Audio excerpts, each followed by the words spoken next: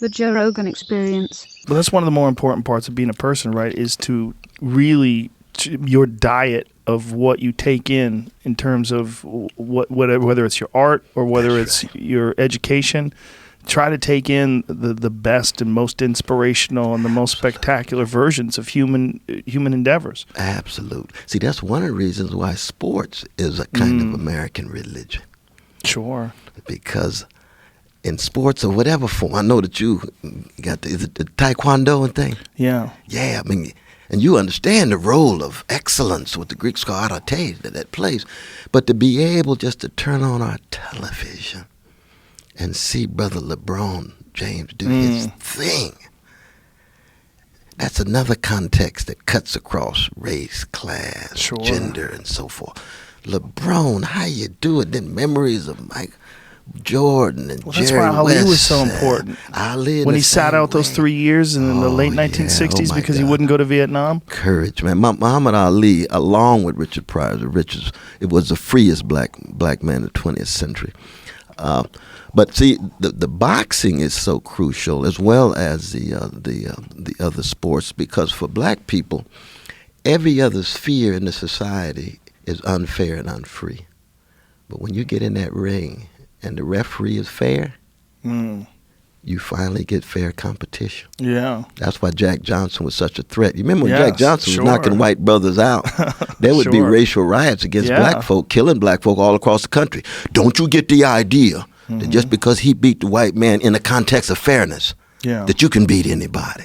Right. And that goes all the way to Muhammad Ali. It's very interesting, the time I spent with another genius named Prince, who we miss so very much. There's nobody like him.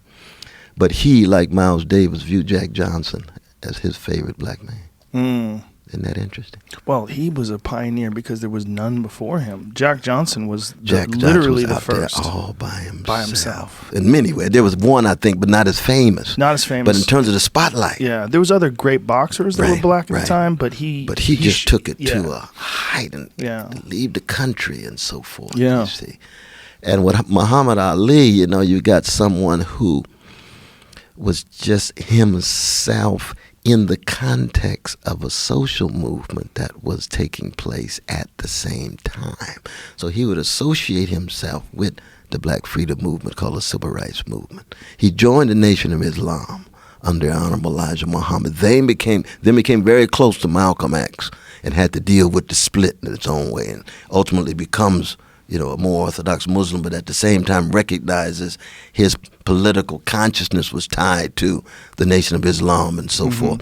And for him to do that, to be associated with the Honorable Elijah Muhammad, the Nation of Islam probably had about 0.1% approval in the country, and probably about 4 or 5% in the black community, because at that time, black folk and black Christians were just afraid of the black Muslims. But it was Malcolm X who, in all of his genius, made it so broadly conceived that even Christians like myself, I'm a Jesus-loving free black man, but I can't live my life without Malcolm, you see.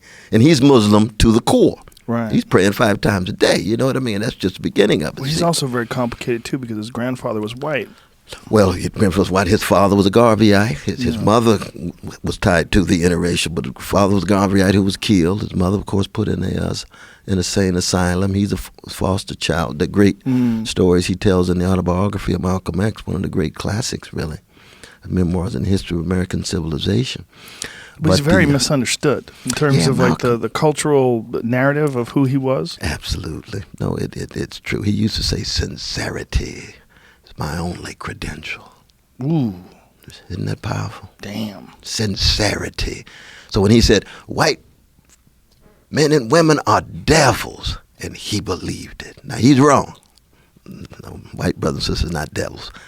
Then he says, I changed my mind. They're not devils. Too many got devilish behavior. He's right.